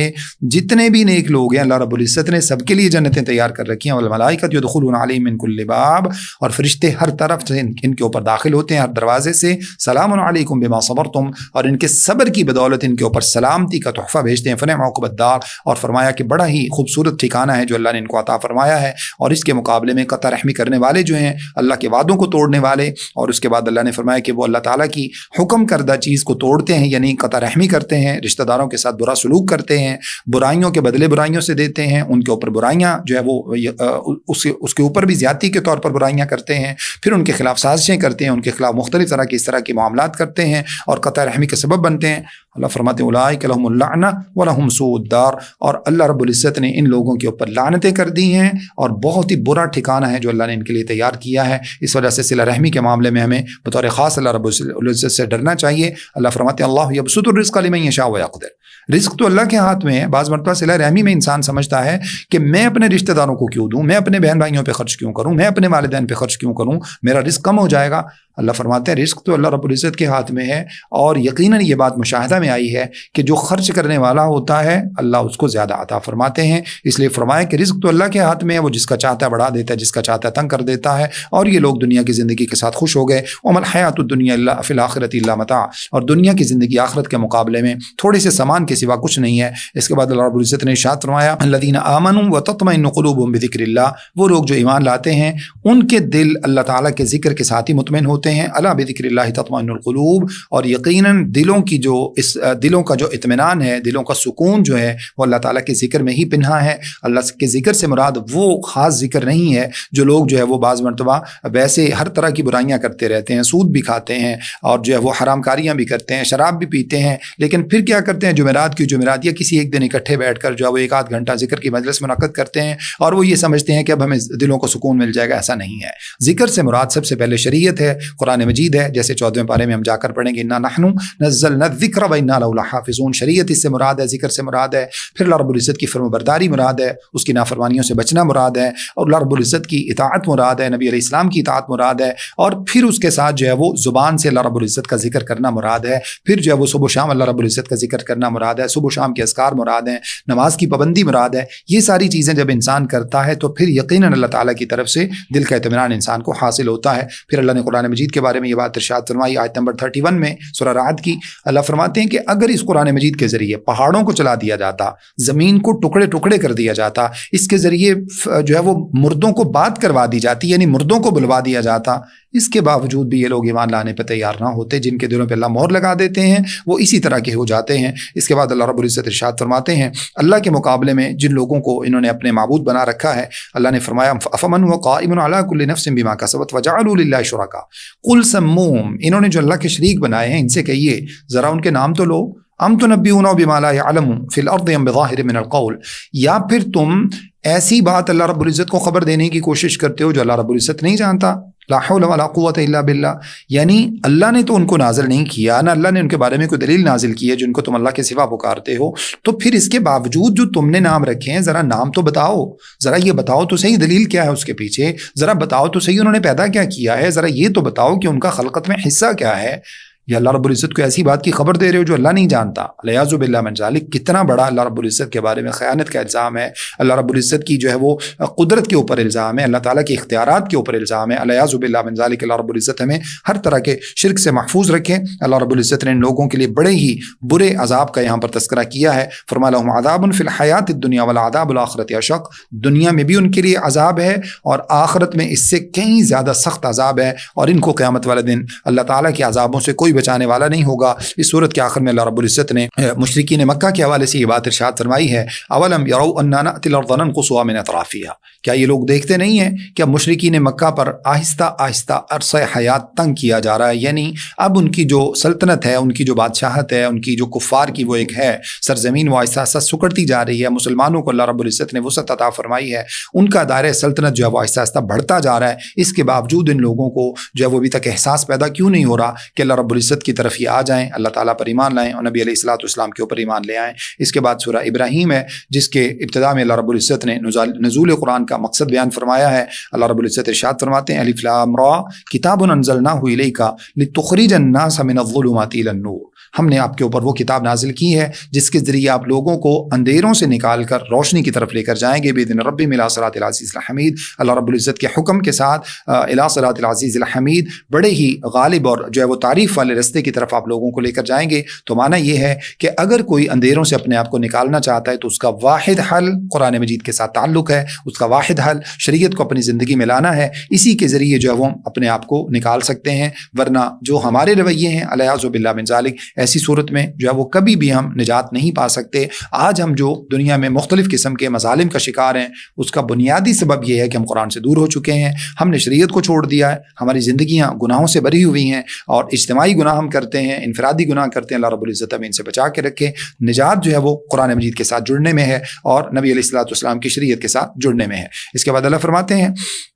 الذين يستحبون الحياة الدنيا على الآخرة ويصدون عن سبيل الله ويبغون عوجا أولئك في ضلال بعيد، وہ لوگ جو دنیا کی زندگی کو ترجیح دیتے ہیں آخرت کے اوپر، اللہ تعالیٰ کے رستے سے لوگوں کو روکتے ہیں، وَيَبْغُونَهَا عِوَجًا، اور اس کے اندر کمی کجی ٹیڑھا پن تلاش کرنے کی کوشش کرتے ہیں، مستشرقین کا کردار ادا کرتے ہیں، قرآن پڑھنے کے باوجود اس میں نکتہ چینیاں کرتے ہیں۔ اللہ فرماتے ہیں یہ تو بڑی ہی دور کی گمراہی میں، ایسے لوگوں کو ہدایت نہیں ملتی۔ کچھ لوگ قرآن مجید کو پڑھنے کے بارے میں یہ کہتے ہیں کہ قرآن کو اگر آپ پڑھیں گے تو گمراہ ہو جائیں گے۔ قرآن پڑھنے سے انسان گمراہ نہیں ہوتا، لیکن جب آپ اپنے دل کو کھولے بغیر قرآن مجید کو پڑھیں گے اور آپ کے اندر جو پہلے سے عقائد موجود ہیں ان کو چھوڑنے کو تیار نہیں ہوں گے، جو اپنا کبوتر پال رکھا ہے وہ جب تک نہیں چھوڑیں گے تو پھر جو ہے نا وہ 4 اور 1 5 کبوتر جو ہے نا وہ پھر جو ہے نا وہ 2 اور 2 ہمیشہ سے 5 کبوتر ہی بنیں گے، کیونکہ 1 کبوتر آپ کے پاس پہلے سے موجود ہے۔ لہٰذا 2 اور 2 اور 4 کبوتر اگر بنانے ہیں تو اس کے لیے آپ کو پہلے اپنے کبوتر کو مائنس کرنا پڑے گا۔ اپنا عقیدہ چھوڑیں گے تو قرآن آپ کے لیے ہدایت ہے۔ اللہ فرماتے ہیں ذالک الکتاب لا ریب فیہ، اس کتاب کو جس کو نازل ہونے میں کوئی شک نہیں، اللہ تعالیٰ کی طرف سے ھدی للمتقین، یہ تقوی اختیار کرنے والوں کو ہدایت دیتی ہے۔ اور اگر کوئی شخص تقوی اختیار نہ کرے، اپنے آپ کو ہدایت کے لیے تیار نہ کرے، تو یہ کتاب اس کو ہدایت نہیں دیتی۔ پھر اللہ رب العزت اس کتاب کے ذریعے ان لوگوں کو گمراہ کر دیتے ہیں اور ان لوگوں کے دلوں پر مہرے لگا دیتے ہیں جو ہدایت لینے کو تیار نہیں ہوتے۔ تو اس کا اللہ رب العزت نے ذکر کیا ہے۔ پھر بنی اسرائیل کے اوپر کچھ احسانات کا ذکر کیا ہے، اور آیت نمبر 7 میں رکوع نمبر 2 میں اور پارے کا رکوع نمبر 14 ہے، اللہ رب العزت ارشاد فرماتے ہیں وَإِذْ ربکم لئن شکرتم لازیدنکم، اللہ رب العزت نے اس بات کا اعلان فرما دیا ہے کہ اگر تم اللہ تعالیٰ کا شکر ادا کرو گے تو اللہ رب العزت تمہیں بہت زیادہ نوازیں گے، وَلَئِن کفرتم إِنَّ عَذَابِي لَشَدِيدٌ، اور اگر تم اللہ رب العزت کی ناشکری کرو گے تو پھر اللہ تعالیٰ کے عذاب بڑے ہی سخت ہیں۔ تو یہاں سے یہ بات سمجھ میں آتی ہے کہ جتنا انسان شکر کرتا ہے، شکر صرف زبان سے نہیں ہے، شکر جو ہے وہ جنان کے ساتھ ہے، اعضاء کے ساتھ ہے، دل کے ساتھ ہے، دماغ کے ساتھ ہے، اللہ تعالیٰ کی فرما برداری کے ساتھ ہے۔ یہ سارا شکر جب انسان اپنی زندگی میں لے آتا ہے تو پھر اللہ رب العزت کی رحمتیں اور اللہ رب العزت کی برکات کی انسان کے اوپر بارش ہوتی ہے۔ اور اگر انسان ناشکرا بن جائے، یعنی زبان سے بے شک شکر کے کلمات کہے، اپنے گھر کے سامنے جو ہے نا وہ شکر کے کلمات لکھ کے لگا دے، لیکن اس کے باوجود اگر انسان کی زندگی کے اندر حرام موجود ہے، اللہ تعالیٰ کی نافرمانی موجود ہے، تو پھر اللہ رب العزت کبھی بھی ایسے انسان کو زیادہ نہیں نوازتے، اور اگر دیتے بھی ہیں تو وہ برکت سے خالی ہوتا ہے۔ اس کے بعد اللہ رب العزت نے تمام انبیاء علیہم صلوات اللہ وسلم سے متعلق یہ بات ارشاد فرمائی ہے کہ تمام انبیاء نے کہا قالت لهم رسلهم ان نحن الا بشر مثلکم، تمام انبیاء نے کہا کہ ہم سارے کے سارے تم لوگوں کی طرح ہی آدمی ہیں، یعنی جیسے تم بشر ہو، جیسے اللہ نے تمہیں جو ہے نا وہ ایک انسان سے پیدا کیا ہے، اسی طرح سے اللہ رب العزت نے ہم سب کو بھی آدم علیہ الصلوۃ والسلام کی اولاد سے ہی پیدا کیا ہے، بشر ہونے میں ہم تمہارے جیسے ہی ہیں، لیکن ولکن اللہ یمن علی من یشاء من عبادی، لیکن اللہ رب العزت جس کو چاہتا ہے اس کے اوپر احسان جو ہے وہ اللہ رب العزت کرتا ہے، اور اس کو اللہ رب العزت بلند فرما دیتا ہے، مرتبے میں، رتبے میں، درجات میں اللہ بلند فرما دیتا ہے۔ انسان ہونے کے ناطے سے تمہارے جیسے ضرور ہیں، لیکن درجات میں، مراتب میں اللہ رب العزت نے فرق رکھا ہے، وہ تو ظاہر سی بات ہے، ایک باپ اور بیٹا کبھی برابر نہیں ہو سکتے، تو اسی طرح سے ایک عام آدمی جو ہے وہ انبیاء کے برابر کیسے ہو سکتا ہے؟ لہٰذا اس بات کے حوالے سے کچھ لوگ گستاخی کے فتوے لگا دیتے ہیں، لو جی نبی علیہ السلام کو اپنے بھائی کی طرح کہہ دیا، نبی علیہ السلام کو اپنے جیسا قرار دے دیا۔ اب سب سے پہلے تو آپ قرآن مجید پر گستاخی کا فتویٰ لگائیے، کیونکہ قرآن مجید نے یہ کہا ہے قالت لهم رسلهم ان نحن الا بشر مثلکم،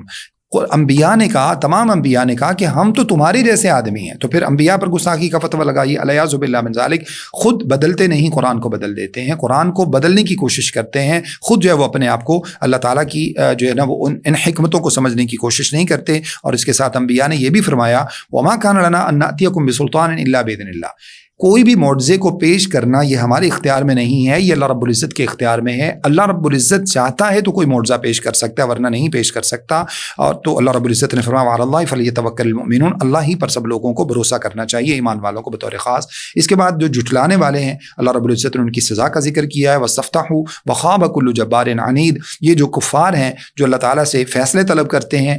وہ اللہ رب العزت فرماتے ہیں یہ ہر طرح کے جابر اور سرکش قسم کے جو لوگ ہیں انہوں نے نقصان اٹھایا۔ اس مراد ایسا بھی ہو سکتا ہے کہ انبیاء اللہ تعالیٰ سے فیصلے طلب کرتے ہیں، ایسی صورت میں اللہ سے جب یہ فیصلے طلب کرتے ہیں تو تمام کے تمام نافرمان لوگوں کی اللہ نے سزا ذکر فرمائی ہے کہ یہ لوگ جو ہیں وہ نقصان اٹھانے والے ہیں۔ من وراء جہنم، دنیا میں ان کو جو ہے وہ اس طرح کی ناکامی کا سامنا کرنا پڑے گا، اور قیامت والے دن اللہ فرماتے ہیں ان کے پیچھے جہنم ہے، وَيُسْقَىٰ مِن مَّاءٍ صَدِيدٍ، اور بہت ہی جو ہے نا وہ کھولتا ہوا پانی ہے جو ان کو پلایا جائے گا، يَتَجَرَّعُهُ وَلَا يَكَادُ يُسِيغُهُ وَيَأْتِي الْمَوْتُ مِن كُلِّ مَكَانٍ وَمَا هُوَ بِمَيِّتٍ، وہ ان کی انتڑیاں جو ہیں وہ ان کو ان کے جسموں سے باہر نکال دے گا، اور وہ ان کو سیراب نہیں کرے گا، ہر طرف سے ان کو موت آئے گی، لیکن موت آنے کے باوجود ان کو قیامت کے دن اور جو ہے وہ جہنم میں ان کو مرنا نصیب نہیں ہوگا۔ اور اس کے بعد اللہ نے بہت سارے اعمال جو ہے وہ مزید عذاب اپنے تیار کر رکھے ہیں۔ اس کے بعد اللہ رب العزت ارشاد فرماتے ہیں الم تر ان اللہ خلق السماوات والارض، کیا تم نے دیکھا نہیں اللہ رب العزت جو آسمان و زمین کو حق کے ساتھ پیدا کرنے والی ذات ہے، ان یشاء یذہبکم ویأتی بخلق جدید، اگر تم اس کی نافرمانیوں سے باز نہ ہو تو اگر وہ چاہے تو تمہیں واپس لے جائے اور تمہاری جگہ نئی مخلوق کو لے کر آ جائے، وہ اس بات کے اوپر قادر ہے اور اس کو کوئی روک نہیں سکتا۔ پھر اس کے بعد اللہ رب العزت نے ارشاد فرمایا کہ ضعفاء، کمزور لوگ جو ہوں گے قیامت والے دن، ان لوگوں سے کہیں گے جو تکبر کرتے تھے، جو اپنے آپ کو بڑا سمجھتے تھے، ان کو کہیں گے انا کنا لکم تابعا، ہم تو تمہارے ہی غلام تھے، ہم تو تمہارے پیچھے چلتے تھے، تمہیں لیڈر بنا رکھا تھا، کوئی جو ہے نا وہ پولیٹیکل لیڈر تھا، کوئی مذہبی لیڈر تھا، کوئی دیگر قسم کے لیڈر تھے، ان کے پیچھے لگے رہیں گے، کوئی جو ہے وہ مطلب عقائد کے اعتبار سے لوگوں کے پیچھے لگے ہوں گے، ان سے کہیں گے کہ ہاں بھئی آج تم ہمیں بچا سکتے ہو، فَهَلْ أَنْتُم مُغْنُونَ عَنَّا مِنْ عَذَابِ اللَّهِ مِنْ شَيْءٍ، کیا تم اللہ تعالیٰ کے عذابوں سے ہمیں کچھ کفایت کر سکتے ہو؟ تو وہ کہیں گے لو هدانا اللہ لہدیناکم، ہم تو خود ہدایت سے محروم تھے تو تمہیں ہدایت کیا دیتے، سواء علینا جزینا صبرنا ما لنا من محیص، آج کے دن ہم روئیں پیٹیں چیخیں چلائیں کچھ بھی کر لیں، آج تو اللہ کے عذاب سے بچانے والا کوئی نہیں ہے۔ پھر اللہ نے شیطان کے بارے میں ارشاد فرمایا جس شیطان کے پیچھے لگ کے لوگ اتنی برائیاں کرتے ہیں، یہ قیامت والے دن لوگوں سے کہے گا ان اللہ وعدکم وعد الحق ووعدتکم فاخلفتکم، ایک اللہ نے تم سے وعدہ کیا اس نے سچا کر دکھایا، دوسرا وعدہ میں نے کیا، میں نے اس وعدے کی مخالفت کی، وما کان لی علیکم من سلطان، اور میں نے تمہیں زبردستی کسی گناہ کی طرف نہیں لگایا، ہاں میں نے تمہیں دعوت دی، تمہارے دل میں داعیہ پیدا کیا گناہ کرنے کا، تم نے وہ گناہ کے اوپر تیار ہو گئے، تم نے باقی ساری جو ہے وہ پلاننگ خود سے کی گناہ کرنے کی، آج مجھے کس بات پر ملامت کرتے ہو؟ اپنے نفسوں کو ملامت کرو، آج نہ میں تمہاری فریاد رسی کر سکتا ہوں نہ تم میری فریاد رسی کر سکتے ہو۔ انی کفرت بما اشرکتمونی من قبل، یہ جو تم مجھے شریک ٹھہراتے رہے ہو یا میرے کہنے پر شرک کرتے رہے ہو، میرا اس سے کوئی تعلق نہیں ہے۔ یہ اس کے بعد فرمایا کہ ان الظالمین لهم عذاب علیم، ظالموں کے لیے تو بڑا ہی دردناک عذاب ہے۔ اس کے بعد یہ اللہ رب العزت کا فرمان ہے۔ پھر اللہ رب العزت نے مومن کی مثال جو ہے وہ کھجور کے درخت کے ساتھ دی ہے، صحیح حدیث میں موجود ہے کہ اللہ کے رسول صلی اللہ علیہ وسلم نے جب یہ آیت نازل ہوئی، آیت نمبر 24 ہے، الم تر کیف ضرب اللہ مثلا کلمۃ طیبۃ کشجرۃ طیبۃ، پاکیزہ درخت کے ساتھ اس کی مثال دی ہے، اصلها ثابت ثابت و فرعها فی السماء، جس کی جڑیں زمین میں ہیں اور اس کی شاخیں جو ہیں وہ آسمانوں تک جاتی ہیں. جب آپ علیہ الصلوۃ والسلام نے پوچھا کہ اس درخت کے بارے میں کون جانتا ہے، اللہ رب العزت نے کس درخت کے ساتھ مثال دی ہے، تو بڑے بڑے کبار صحابہ موجود تھے. ان کو جو ہے نا وہ اللہ کے رسول صلی اللہ علیہ وسلم نے جب یہ پوچھا تو کسی سے یہ جواب نہ بن پڑا. عبداللہ بن عمر رضی اللہ تعالیٰ عنہ اس وقت ابھی چھوٹے تھے، اس مجلس کے اندر موجود تھے. بعد میں عمر فاروق رضی اللہ تعالیٰ عنہ سے عرض کیا کہ ابا جان مجھے اس جواب کا پتہ تھا، میرے ذہن میں یہ بات فوراً آ گئی تھی کہ کون سا درخت ہے جس کی اللہ نے مثال دی ہے، لیکن میں اس وجہ سے نہیں بولا چونکہ وہاں پر بڑے بڑے کبار جو ہے وہ لوگ بیٹھے تھے تو میں نے ادباً مناسب نہیں سمجھا. تو آپ رضی اللہ تعالیٰ عنہ فرمانے لگے کہ آج اگر تم یہ بات کر دیتے تو اللہ رب العزت جو ہے وہ اس کے ذریعے مجھے بہت زیادہ بلند فرما دیتے، یعنی میں ہمیشہ تم پر فخر کرتا اس بات کے حوالے سے. تو کھجور کے ساتھ اللہ رب العزت نے مومن کی مثال دی ہے جو ہر طرح کی آندیاں برداشت کرتا ہے، ہر طرح کے موسم کے تپیڑے برداشت کرتا ہے، لیکن اس کے باوجود وہ کھڑا رہتا ہے. اور اس کے مقابلے میں کافر کی مثال اللہ نے ایک ایسی جو ہے نا وہ خودرو جھاڑی کی دی ہے جو پانی کے اوپر خود بخود پیدا ہو جاتی ہے، کشجرۃ خبیثۃ. اللہ فرماتے ہیں اس کو پانی کے اوپر سے جب چاہے اکھاڑ کے پھینک دیا جائے. تو یہ کافر کی مثال ہے، یعنی وہ کسی بھی قسم کی کوئی تکلیف برداشت نہیں کرتا بلکہ فوراً اللہ تعالیٰ کا نافرمان اور ناشکرہ بن جاتا ہے. اس کے بعد اللہ رب العزت نے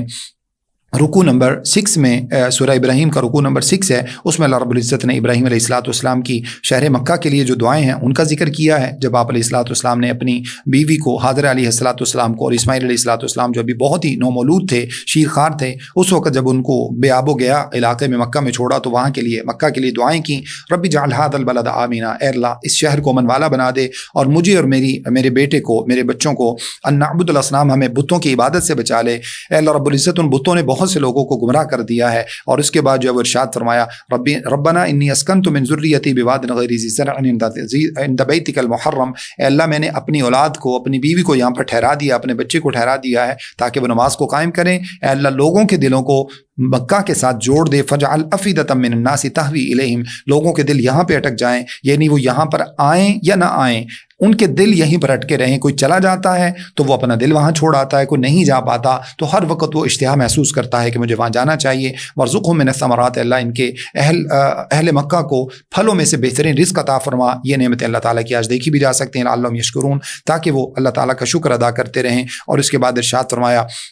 اللہ تعالیٰ کا شکر ادا کرنے کے بعد ربی جعلنی مقیم الصلاۃ، بڑی ہی جامع اور خوبصورت دعا ہے. پہلی دعا جو ہے وہ اولاد کے حق میں ہے، ربی جعلنی مقیم الصلاۃ ومن ذریتی، اللہ مجھے نماز قائم کرنے والا بنا، میری اولاد کو نماز قائم کرنے والا بنا. اے اللہ ہماری دعاؤں کو قبول فرما. پھر والدین کی دعائیں دوسری آیت میں ربنا اغفر لی ولوالدی وللمؤمنین یوم یقوم الحساب، اللہ مجھے بخش دے، میرے والدین کو بخش دے، تمام ایمان والوں کو بخش دے اس دن جس دن حساب قائم کیا جائے گا. اس کے بعد اللہ فرماتے ہیں کہ جو لوگ ظلم کرتے ہیں اور ظلموں کے اندر آگے بڑھتے ہی چلے جاتے ہیں، اللہ فرماتے ہیں یہ نہ سمجھنا کہ اللہ رب العزت ایسے لوگوں سے بے خبر ہے، بلکہ اللہ رب العزت انما یؤخرهم لیوم تشخص فیہ الابصار، اللہ رب العزت ان کو ایک وقت کے لیے مہلت دے رہے ہیں قیامت تک کے لیے. قیامت والا دن جب ہوگا تو اللہ رب العزت ان کو پکڑیں گے، اور جب پکڑیں گے تو مہطعین مقنعی رؤوسہم لا یرتد الیہم طرفہم، دوڑ رہے ہوں گے اپنے سروں کو جھکائے ہوئے. اب نظر جو ہے نا وہ ان کو اٹھانا بھی جو ہے نا وہ ان کو توفیق نہیں ہوگی. اس طرح سے وافدتہم ہوا، اور ان کے دل بھی اس دن جو ہے نا وہ مطلب جھکے ہوئے ہوں گے، اور اس طرح سے صورتحال ہوگی.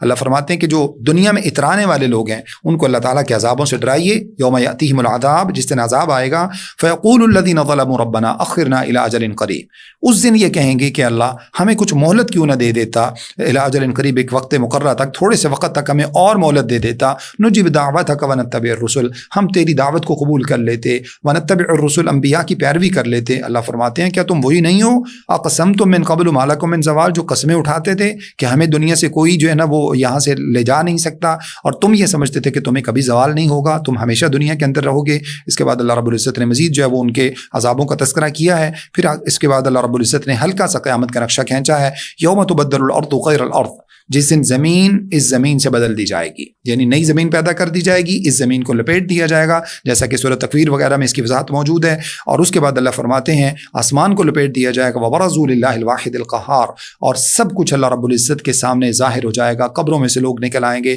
جو زمین کے اندر خزانے ہوں گے، جو زمین کے اندر راز ہوں گے، وہ سارے کے سارے نکل کر اللہ رب العزت کے سامنے آئیں گے. اللہ فرماتے ہیں کہ اس دن آپ دیکھیں گے جو مجرمین ہیں ان کو زنجیروں کے اندر جکڑا ہوا ہوگا، ان کی گندک کے تیزاب عذاب کی ان لوگوں کی قمیضیں ہوں گی، وتغشا وجوہہم النار، اور آگ ان کے چہروں کے اوپر جو ہے وہ چڑھ چکی ہوگی۔ اللہ فرماتے ہیں لیجزی اللہ کل نفس ما کسبت، یہ اس لیے ہے تاکہ اللہ رب العزت ہر نفس کو اسی کا بدلہ دے جو اس نے کمایا ہے۔ جو نیکی کرتا ہے اس کو اللہ نیکی کا بدلہ دے گا، جو برائی کرتا ہے اس کو اللہ برائی کا بدلہ دے گا۔ اللہ رب العزت بڑی ہی جلد حساب لینے والے ہیں۔ اللہ فرماتے ہیں اس پارے کی جو ہے وہ اس سورت کی آخری آیت میں، ھذا بلاغ للناس ولینذروا بہ، یہ لوگوں کے لیے اللہ تعالیٰ کی طرف سے ایک صلاح عام ہے، ایک عام منادی ہے، لوگوں کو پہنچا دی جائے اور لوگوں کو ڈرا دیا جائے تاکہ وہ جان لیں کہ اللہ کے سوا کوئی معبود نہیں ہے، اور تاکہ وہ جو عقل مند لوگ ہیں وہ اس سے نصیحت حاصل کر لیں۔ اللہ سے دعا ہے کہ جو کچھ میں نے آپ کے سامنے بیان کیا مجھے اور آپ سب کو سمجھنے، عمل کرنے اور آگے پہنچانے کی توفیق عطا فرمائے۔ استغفر اللہ لی ولکم ولسائر المسلمین، والسلام علیکم ورحمۃ اللہ وبرکاتہ۔